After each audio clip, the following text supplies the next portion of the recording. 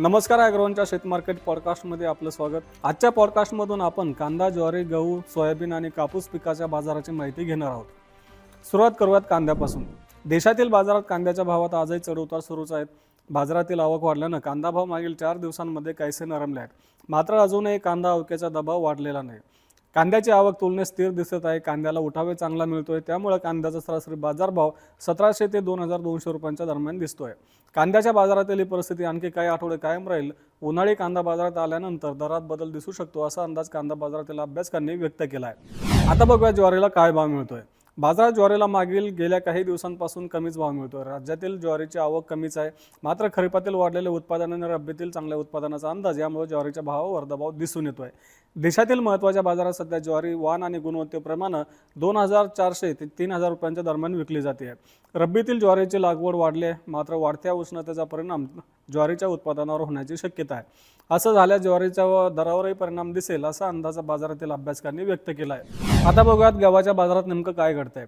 देशात गव्हाचा पुरवठा कमी असल्यानं सरकार खुल्या बाजारात गव्हाची विक्री करत असूनही देशात गव्हाचे भाव मागील काही आठवड्यांमध्ये पुन्हा 4 ते 5% वाढले आहेत।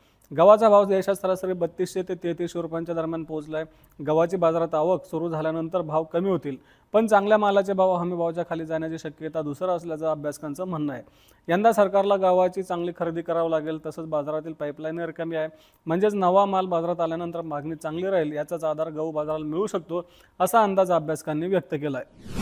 आता बघूया सोयाबीनच्या बाजारात काय घडतंय। आंतरराष्ट्रीय बाजारात सोयाबीन आणि सोयाबीनच्या भावात चढउतार सुरूच आहेत।